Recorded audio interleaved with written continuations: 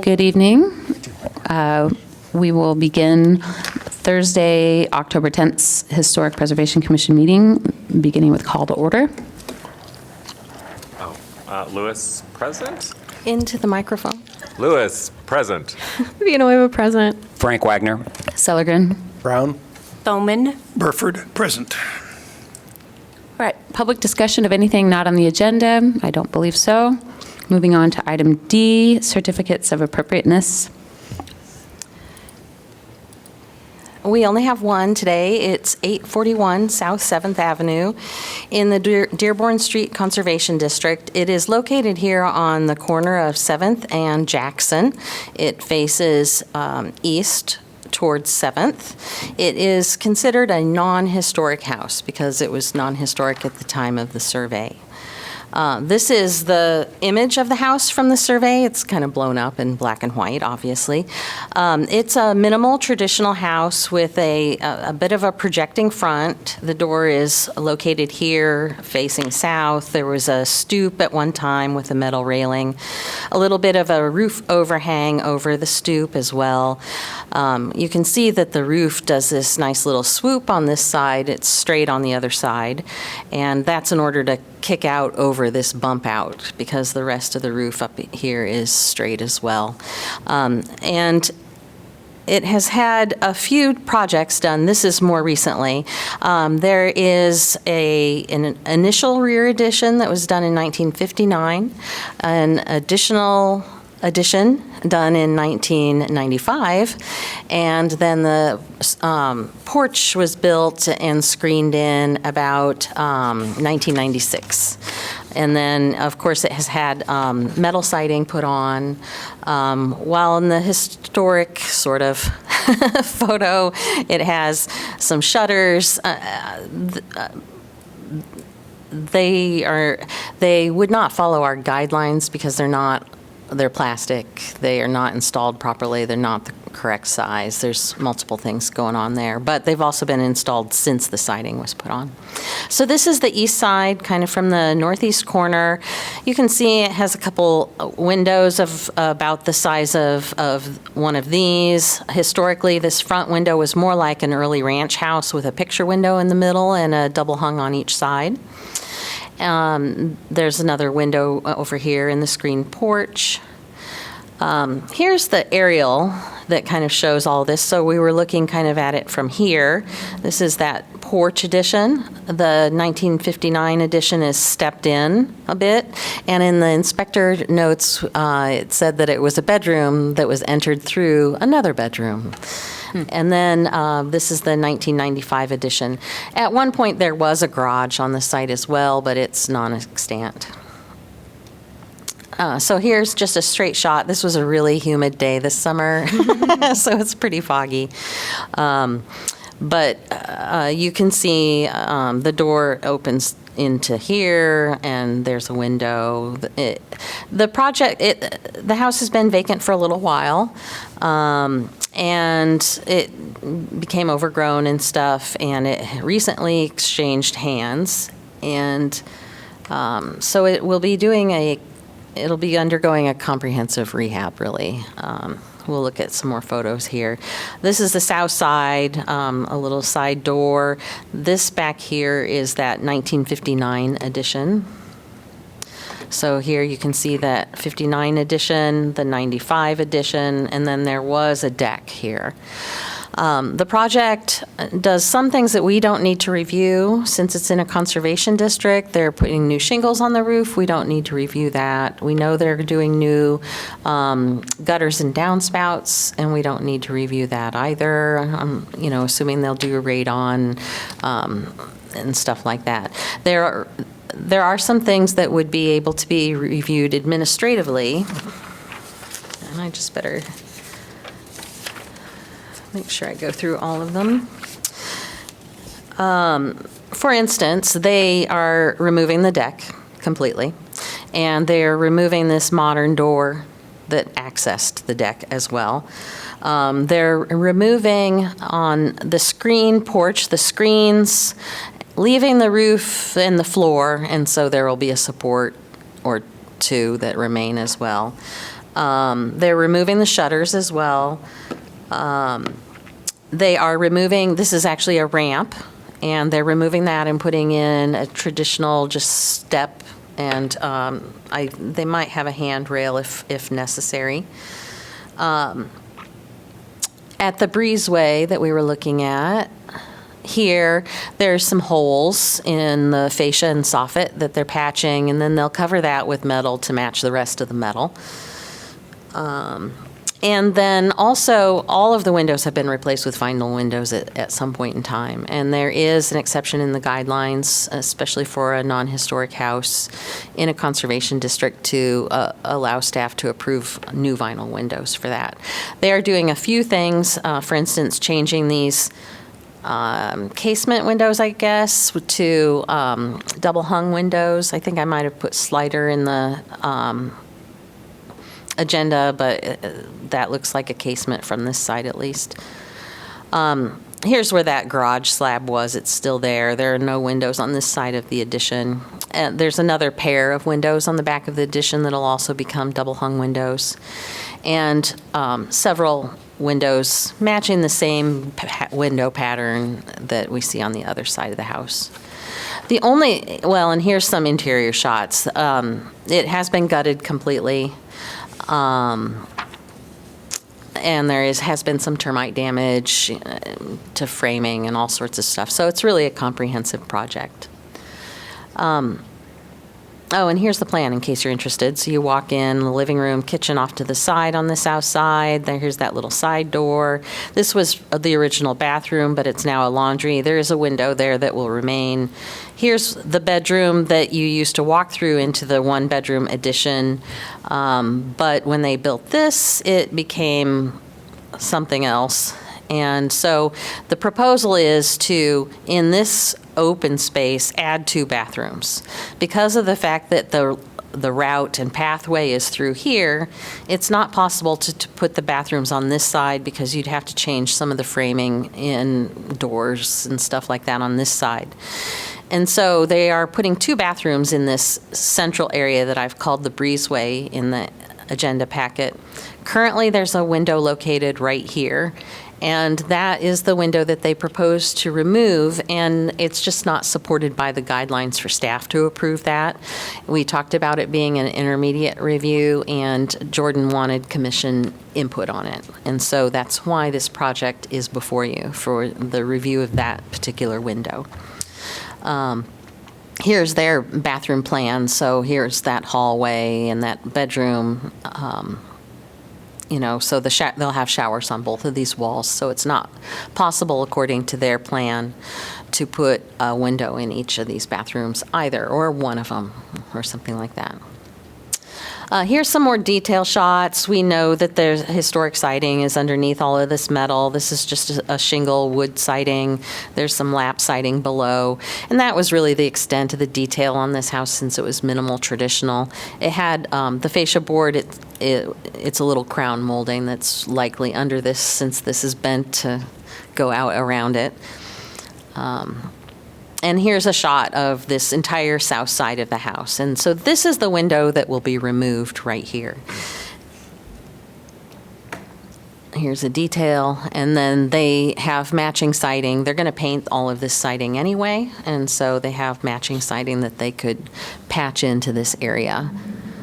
The guidelines for this says if a window is to be relocated or removed, it should not detract from the overall fenestration pattern.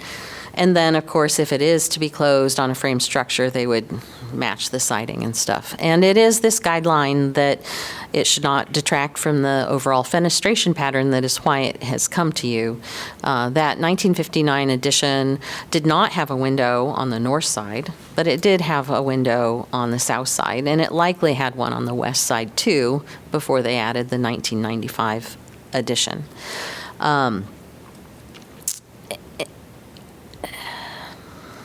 Period. And so the applicant provided a letter as part of their application about the project that I provided in the agenda packet. And working through the review, basically this the staff's opinion, what I wrote is that the overall rehabilitation project will have a positive impact on the house and neighborhood because it has been in such a condition for so long. Many of the intrusive elements will be removed, and the house will be repaired and able to be occupied again. While the window is street-facing to the south, it is also on the side of the building, and while the proposal may not comply with the guidelines, staff finds that this may be an appropriate project for the commission to apply an exception to the guidelines because of the nature of the house and the nature of the project. We have talked in the past about not removing a window to create basically a windowless wall because historic houses had a regular pattern of windows all the way around on all four sides, and that's not common in modern construction. So since the window section of the guidelines does not have a documented exception to allow this already, then the next thing would be just to look at the exceptions portion of the guidelines. In section 3.2, it actually talks about how to provide exceptions to non-historic structures such as this. So in order to qualify for an exception, the proposed change to the exterior of a non-historic property must comply with the following criteria. The project will not further detract from the historic character of the district. The project will not create a false historic character. Alterations will be compatible with the style and character of the non-historic structure. Now, one could say that removing the window, since it does mess with the window patterning, might not be compatible with the style of the historic structure, but patching the wall with appropriate siding would be, and the window would not be creating, or, removing it would not be creating a false sense of character, because that tends to be more with things that we would apply to the building. And further, that it, as a window that's inset on the side of the building, it wouldn't detract from the character of the neighborhood. Now, the applicant, after getting my staff report, also provided a letter, and I put that at your table. It's long. She wanted me to read it to you, which I'll do if you want me to, or won't if you tell me not to. But no, she does spell out basically what her goal with the project is, and I guess at this point, if you do need more discussion or more input from her point, then we would go ahead and read it. So that would be up to you. Currently, the recommended motion is that staff recommends to approve the project through an exception to the guidelines for non-historic properties. Clarifying questions? I have a general question, just I think for my understanding. So this home is listed as non-historic, but the age of the home now would technically qualify it to be a historic home. Is there any, I guess, is it listed as non-historic because when the conservation district was founded, it wasn't old enough, or? I have found through my experience here that it tends to be that when the survey was done, by which they decided to talk about the district, if the building was not considered historic at that point in time, then it was listed as not historic. It truly only needs to be 50 years old in order to be considered historic. And for properties like this, what we would probably do is if we were to look at this conservation district again, we would probably assume it's historic now because it's old enough. But then it would be a matter of whether or not it is a contributing property or a non-contributing property. And for that, we would look at the entire kind of like story of the district and what its period of significance is. And if it falls within that and it has integrity, it would be contributing. If it's outside of that or lacks integrity, then it would be non-contributing. I would assume if it was non-historic when the district was formed, it is outside of the period of significance for the district. And so this property would be non-contributing if we were to reassess this district. That's what I would assume. Yeah, just curious, thanks. I have just a question of how long has it been uninhabited? Oh. Let's say, like some time. I don't know what that means. Not a whole long time. I can't remember. I looked at the change of ownership, and I thought it was within the last 5 years, maybe. There was a long term, like many, like a few decades of ownership, and then when they were gone, it's changed hands a couple times, but not been occupied. Gotcha. Burford speaking, just curious, there was a half-round gutters on one side. You know if they're planning to use half-round gutters, I would assume they're not. Just K-style? the nature, yeah. I would assume that they're going to install K-style.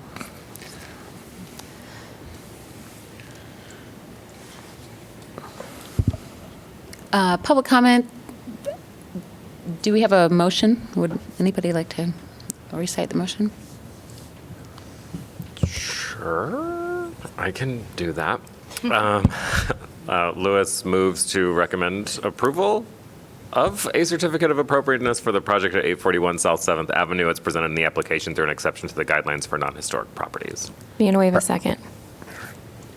Great. Commission discussion? I think they should put a window on the hallway side. I think Wagner suggests they should put a window on the hallway side opposite the Is bathroom there doors. not one already? No, On that there north was side. not one on, no. And I think there are budgetary concerns that might be talked about in the letter. That would make it symmetrical. There's no windows on either side, right? Right, so. There you go. That's just a, There you go. I mean, we have our opinions. I wish there were a window in each bathroom, but. I know, like, this is just me being me. There are situations where people have, like, smaller windows in showers. I imagine if you are doing that, you still have the same problems that we have now because you're messing with the window. fenestration. So this isn't really going to be, that wouldn't solve anything for us. Is that right? No, and I think that they have budgetary concerns that right. they wouldn't want to do any type of window. Cool. This is Thoman, and I see how this is, it's a non-historic home. And in my mind, I kept thinking this would be non-contributing. I'm glad you kind of explained how it maybe would be considered non-contributing. And I'm just happy that the space will be used again, that we're not tearing down, that someone's going in and taking care of it. And I guess for those reasons, I'm fine with letting that side go windowless. Burford speaking, yeah, I find the fenestration pattern to be all over the place anyway. So I don't think that the elimination of one window would aesthetically compromise its beauty. And I think, as you said, it's an inset of two other, like, I mean, there's a lot going on structurally, so it doesn't seem like it would take that much away or suddenly be like, oh my gosh, this neighborhood is now hideous, you know? I think So it I will think that's probably fine. likely be the opposite. Yeah, Go in the yeah, opposite agreed, direction. agreed. All right. All in favor? Hey, Okay. I suppose my job is to move on. Item E, report of certificates issued by chair and staff. Okay, there were quite a few, so I'll breeze through them here. 325 North Gilbert, it's a key property in the North Side Historic District. It's getting some new column bases and a little bit of new soffit. That's right here. I don't know where that is. Maybe, I think it's right here. 8 Bella Vista Place got new soffits. Oh, and that's in the Brown Street Historic District up here. For minor review,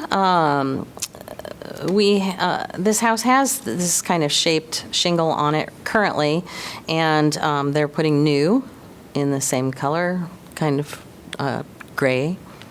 And that's also in the Brown Street Historic District. This non-contributing house in the Goosetown Horace Mann Conservation District here on Jefferson Street, it was just a reconstruction of this stair, and they needed to add closed risers and change the railing. It was built the first time without permits. 629 Oakland Avenue in the Longfellow Historic District. This house with this really nice railing.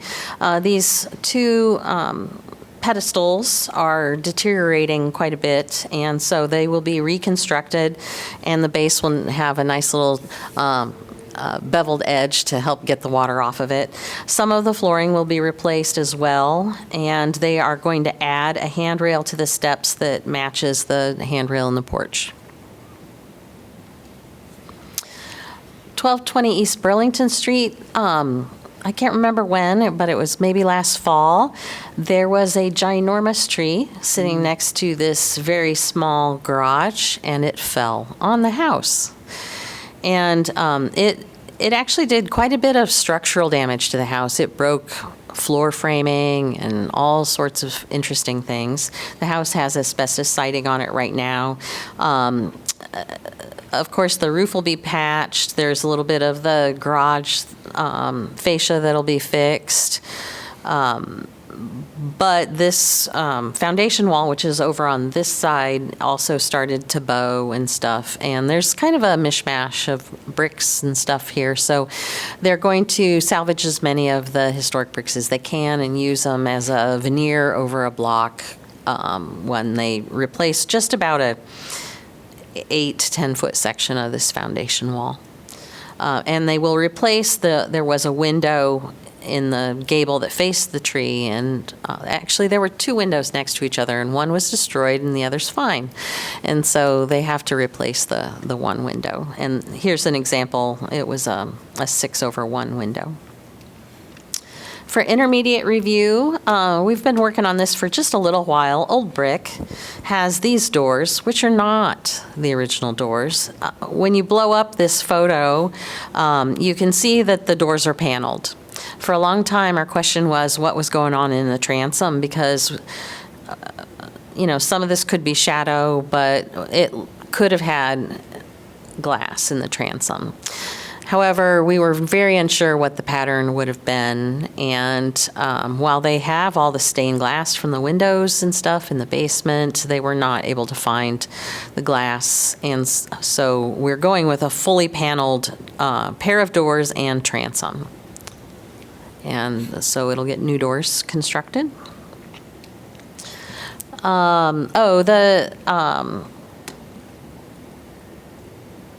Yeah, wrong photo. I didn't catch this. I'm sorry. We have a new intern and we were working through things and I just didn't catch that this. So not this house, but the new house that will be built needed to have some egress windows added, and they were not in part of the project when you guys approved it for 726 Ronalds, the second house.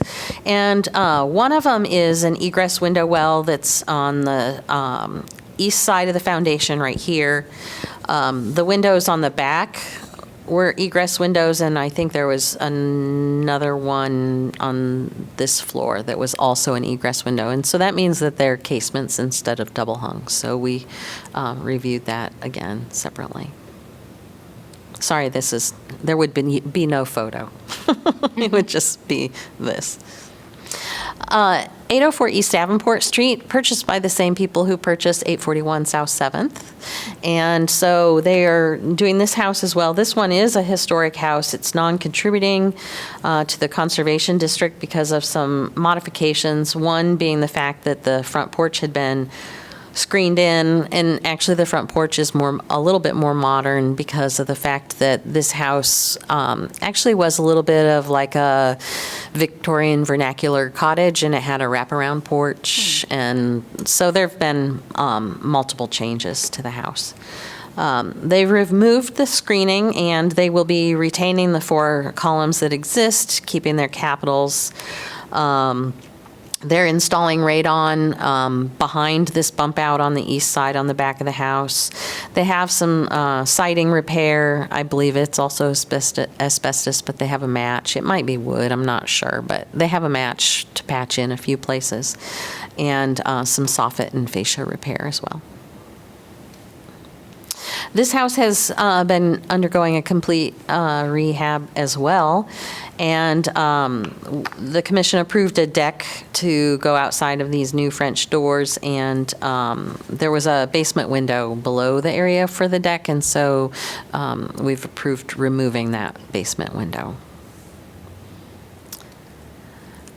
430 South Summit Street.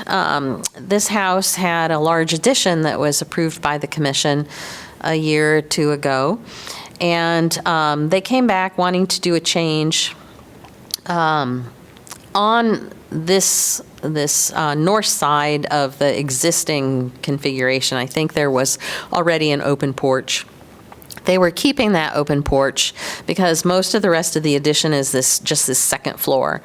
They did come back and decide they wanted to screen that porch in instead of keeping it as an open porch. And so Jordan and I approved that as a intermediate review.